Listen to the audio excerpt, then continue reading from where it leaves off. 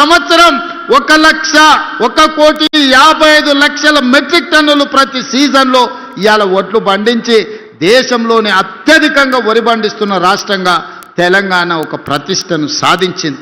500 రూపాయల బోనస్ ఇచ్చి ఇవాళ ఒట్లు కొంటున్నాం. తాండూరు కందులకి ఈరోజు మంచి మార్కెట్ తీసుకురావడానికి ప్రయత్నం చేస్తున్నాం.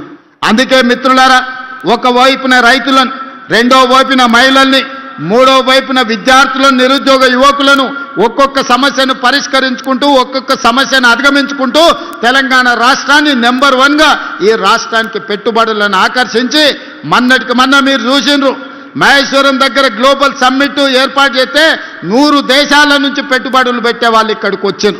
ఇవాళ ఒక గొప్ప ఫ్యూచర్ సిటీని 30,000 ఎకరాలలో ప్రపంచాన్ని తలదన్నే విధంగా ఒక గొప్ప నగరాన్ని ఈరోజు మనం నిర్మించుకోబోతున్నాం.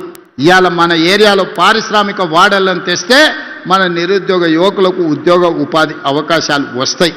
అందుకే మిత్రులారా, ఈరోజు సంక్షేమాన్ని, అభివృద్ధిని కొనసాగించాలి అంటే మీరు నిండు మనసుతో ఆశీర్వదించాలి. ఈరోజు చిన్నదో పెద్దదో తప్పిదం జరిగితే అది మళ్ళా సరిదిద్దుకోలేంది. పాముకు పాలు పోసినట్టే బీఆర్ఎస్కి ఓటు వేస్తే, ఎందుకంటే కడుపు నిండా విషమే. ఎప్పుడైనా హరీశ్వరరావును చూడండి, నాగుపామును చూడండి ఎట్లుంటుందో, ఆయన నాలుకతో సహా ఎట్లుంటాడో ఒక్కసారి ఊహించుకోండి. కడుపు నిండా విషమే. ఎవడు మంచుకున్నా ఓరోడు, ఎవరు తెల్లబట్టలు వేసుకున్నా సహించరు. అందరూ దివాలా తీసి ఉండాలి, మొత్తం పిచ్చమెత్తుకొని బతకాలని కడుపు నిండా విషం పెట్టుకొని తిరుగుతున్నారు. కాబట్టి ఈ పాములకు మీరు ఓటేస్తారంటే పాముకు పాలు పోసినట్టే. ఈ పాములను మళ్ళా బతకనిస్తారంటే మళ్ళా మన సమస్యలు పరిష్కారం కావు, మళ్ళీ గోసపడాల్సి వస్తుంది వీళ్ళకి ఏమాత్రం అవకాశం వచ్చినా. అందుకే మిత్రులారా, మన పార్లమెంట్లో రంజిత్ రెడ్డి గెలిచి ఉంటే ఢిల్లీలో మనకి ఇంకా బలం పెరిగుండేది. ఇవాళ డాక్టర్ రంజిత్ రెడ్డి ఈ ప్రాంత అభివృద్ధిలో ప్రభుత్వం వైపు నుంచి కూడా మీకు అండగా నిలబడతాడు. మీరందరూ కలిసికట్టుగా ఈ ప్రాంతాన్ని అభివృద్ధి చేసుకోండి. మున్సిపాలిటీలలో, ప్రతి మున్సిపాలిటీలో ప్రత్యేకమైన అభివృద్ధి కార్యక్రమాలను తీసుకొని రంజిత్ రెడ్డి గారిని ప్రత్యేకమైన బాధ్యత ఇచ్చి మున్సిపల్ మంత్రిగా వారిని పెట్టి ఈ చేవెళ్ల పార్లమెంటు నియోజకవర్గంలో ఉన్న ప్రతి మున్సిపాలిటీకి ప్రత్యేకమైన నిధులు ఇస్తా, మాజీ పార్లమెంట్ సభ్యునికి బాధ్యత ఇస్తా, ఎన్ని నిధులు కావాలన్నా ఇచ్చే బాధ్యత నాది. పని చేయించుకునే పని మీది. గెలిపించుకోండి, మీరు నిధులు సాధించుకోండి. మీరు గాడిదకు గడ్డేసి గోవుకు పాలు విండుతామంటే కుదరదయ్యా. నేనైతే ఇక ఉన్నది ఉన్నట్టు చెప్పదలుచుకున్నా.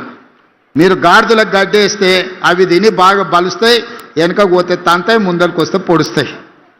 మీరు గోవు దగ్గరకు పోయి పాలు విండనికి పోతే రావు. అందుకే ఇవాళ గోవు లాంటి కాంగ్రెస్ పార్టీని గెలిపించుకోండి. ఇదే మన పేదోళ్ళ పార్టీ, మన పేదలకు మర్యాద. ఓ పూట పని అయినా కాకపోయినా పోతే పలకరిస్తారు, మర్యాద ఇస్తారు, కూసబెడతారు, ఏంది సమస్య అని అడుగుతారు. గతానికి ఇవాళకి ఉన్న తేడా మీరు ఆలోచన చెయ్యండి.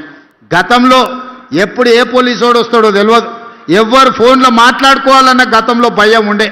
ఈడున్న యువకులని చెప్పుండ్రి, ఫోన్లలో మాట్లాడుకునే స్వేచ్ఛన ఉండేనా గతంలో? ఇవాళ ఉన్న పరిస్థితి ఏందో మీరు చూడండి. అందుకే చిన్న చిన్న విషయాలు ఏమన్నా ఉన్నా పక్కన పెట్టండి. నేనుంటా.